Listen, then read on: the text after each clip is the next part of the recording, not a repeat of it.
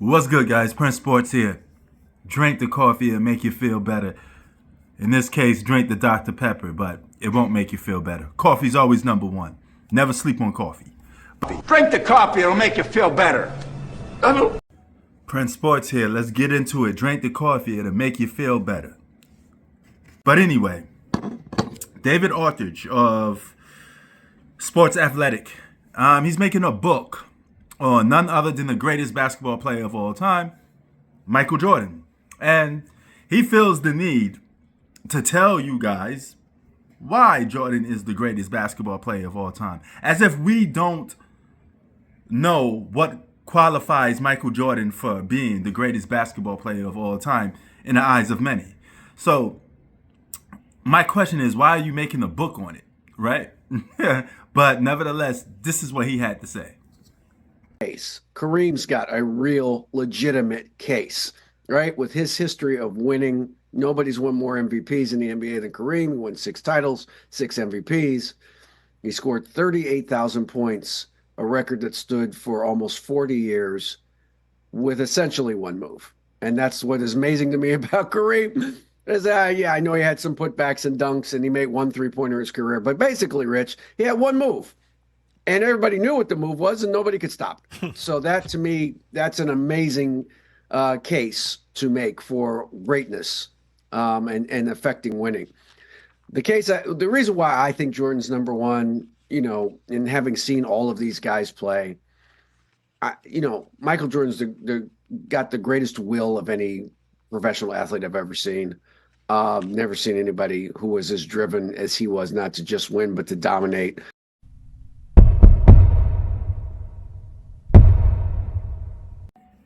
So when you take a guy like Michael Jordan, for example, what makes him tier one? There's 3 tiers. There's tier 1, tier 2, tier 3. What makes Michael Jordan tier 1? And he's in that class with 2 other players that could only match him. And that's Kareem and Bill Russell himself. Now, the reason why Kareem and Bill Russell aren't GOATs, or GOATs in the eyes of many, is for simple fact that they're lacking something, right? They have one that may be higher than Jordan or just enough to match Jordan, but they're lacking in the other category. Jordan has both of the main categories that qualify you for GOAT.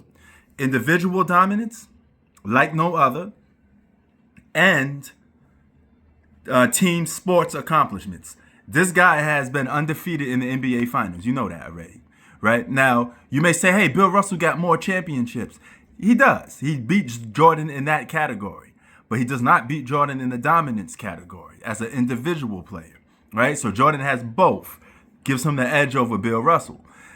He sent everybody home. Isaiah and the Pistons got him early, but after the Bulls broke through, nobody beat him ever. So didn't need a 7th game for an NBA final in an NBA Finals. Won all 6 titles in 6 games or less. Dominated at every level. Was a great a great defensive player earlier in his career. Was still a really good defensive player late in his career. And is the greatest scorer that I've ever seen.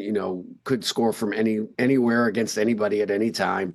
I just think the totality of his impact on the game, his impact socially, his impact globally, all of it just leads to the same conclusion. He's the best. He's the best ever.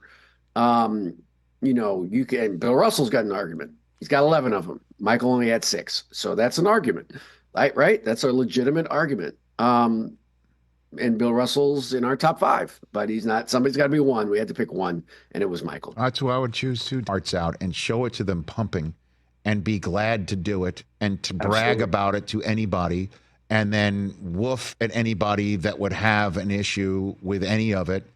I've never seen anything like it. We will never see it. Actually, Kobe's the only one that approached that. Close. That regard, right? Yeah. I've never seen it. It was Tiger-esque in a certain way that if you were born at the wrong time, you were not winning because Michael Jordan was born at the same time. That's basically it, David. Yeah. Rich, I've said this all over the years many times. If Michael Jordan were 5'6" instead of 6'6", he'd be the greatest serial killer in the history of serial killers. Because he's an insane. Now, when you factor another player in there, which is Kareem, he's tier 1 too. Bill Russell, Kareem, Michael Jordan is tier 1. Why is Kareem matching Jordan? Well, Kareem got just as much as accomplishments as Michael Jordan. He could match Jordan, right? The only difference is Jordan was more dominant in a shorter period of time and won more in a shorter period of time with being the number one, right? Now, Kareem got the same amount of championships, but you could always make a case that Kareem wasn't the main guy on the team, and Kareem gets penalized for playing with another top 5 player in Magic Johnson, right? So, with that being said, that still doesn't stop Kareem from being tier 1 because he was so dominant throughout his time frame. He's won just about everything there is to win in the sport of basketball, and he did it multiple times, all right? So, with that being said, he does have finals losses as well, moments when he came up short. Jordan never came up short in the NBA Finals. Never, all right? And that is something to hold dear because once Jordan hit his peak prime, he was almost stomping on everybody, right? He didn't just beat you, he destroyed you. That's what David said himself, and I couldn't agree with him anymore. It's absolutely the truth. That's what gives him the edge over a lot of guys. His drive to win or just want to destroy the guy that's on the opposite end is like no other. He's arguably the most fierce competitor in probably sports history, all right? Now, you take other players from tier 2 and tier 3. Tier 2 players are Magic Johnson, Kobe Bryant, Tim Duncan. That's the main 3, right? Then you got tier 3, Larry Bird, LeBron James, and who else? Steph Curry, right? So tier 2 players are the ones that's, they're just the below tier 1. They got 5 championships or more. They got individual dominance, all that other stuff.